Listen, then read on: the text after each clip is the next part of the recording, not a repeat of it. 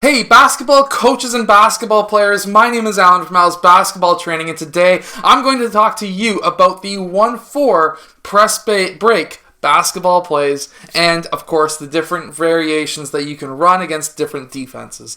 Let's get down to the clipboard. Let's check these out. Also, really quickly, along the bottom of the video timeline, it's also going to be broken up between each play so you can navigate this video a little bit easier.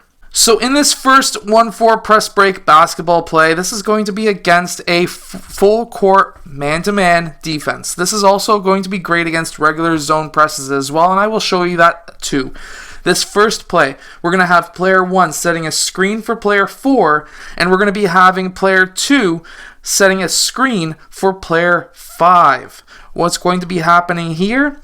Well, we're going to be having those players set those screens, and we're going to be having player 4, he is going to be going towards the middle of the court, and we're going to be having player 5 cutting towards this low block. Now, the idea behind this is now this gives player 3 two different options. So against a full court man-to-man, it's going to be probably player 4 we really want to get that ball to so that he can have basically an uncontested layup on the other end of the court. However, against a zone defense or a zone press, you will most likely be passing the ball to player 5. So against a man-to-man, most likely player 4 is going to be the option. If not, and somehow player 4's man gets through, I want player 5 to get that ball. And now, what's going to happen is, of course, his man is going to be catching up, but I want to see player 4 continue down court anyways, just to get out of the way. And now I want to see, after that screen, I want to see player 1 rolling off that screen towards middle court, and I want to see player 2 setting a back screen on player 3. Now, player 5 has two different decisions to make. He can pass to player 5, and the reason why I want player 5 here is because he's the tallest player. He can pass usually over top of defenders quite easily. And where we want to get player 1 the ball, he's our number 1 option to get the ball down court. Our secondary option is a pass over to player 3. That's our secondary option, and now we can get that ball past half court. Now let's check out a zone defense to see the slight differences that there might be. So against a zone, what you're going to want to do is still have player 1 set that screen, but this time it's going to be on player 3. And we want to have player 5 run towards the baseline, but staying away from that corner. So we're going to have player 5 cut towards that inbounding player. Player 3 is going to then pass the ball into player 5. Player 4 is going to be then attacking the middle.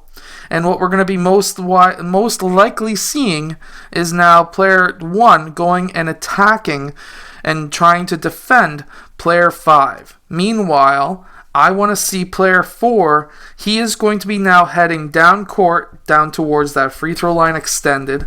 And I want to see player 1, I want him rolling towards or cutting towards the middle, and I really want player 1 to get that ball. If not, what I want to see happen is player 3 to get that reverse, and this screen, what's happening here, what's going to happen now is player 3 is going to be attacking player 3 red, and I want to see after this screen, I want to see player 5 using that screen, and I want to see player 5 getting that ball. That should be bringing up that player 4.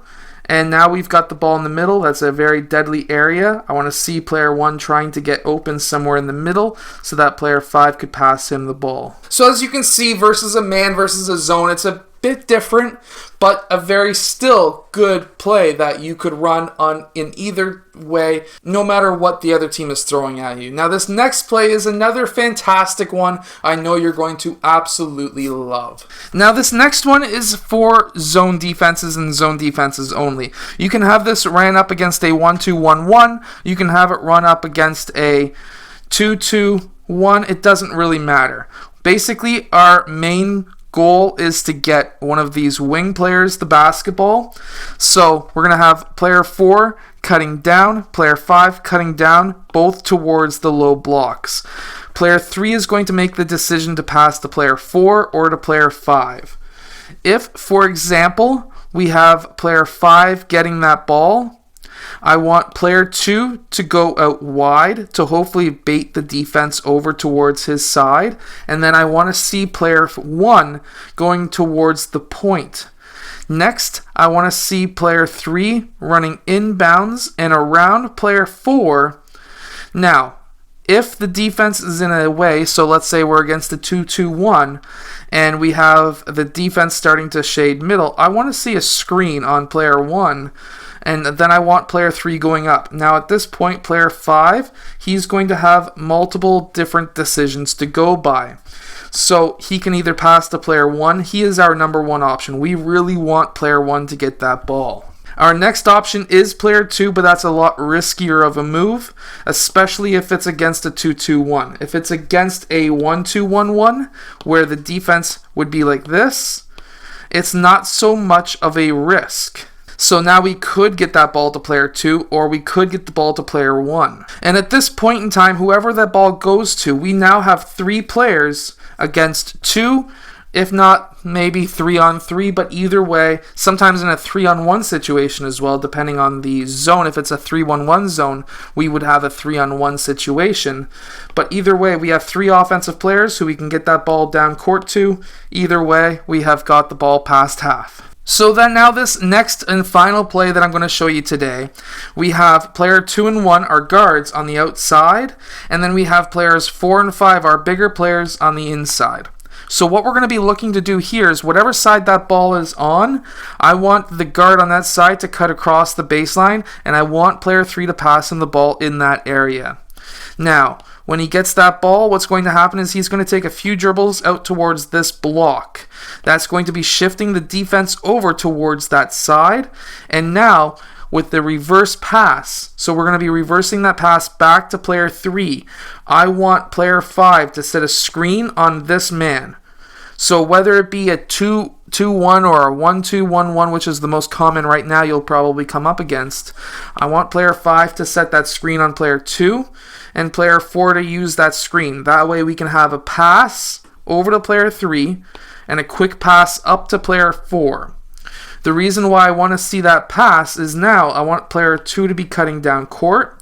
I want player 5 to be rolling off that pass, or off that screen, I mean.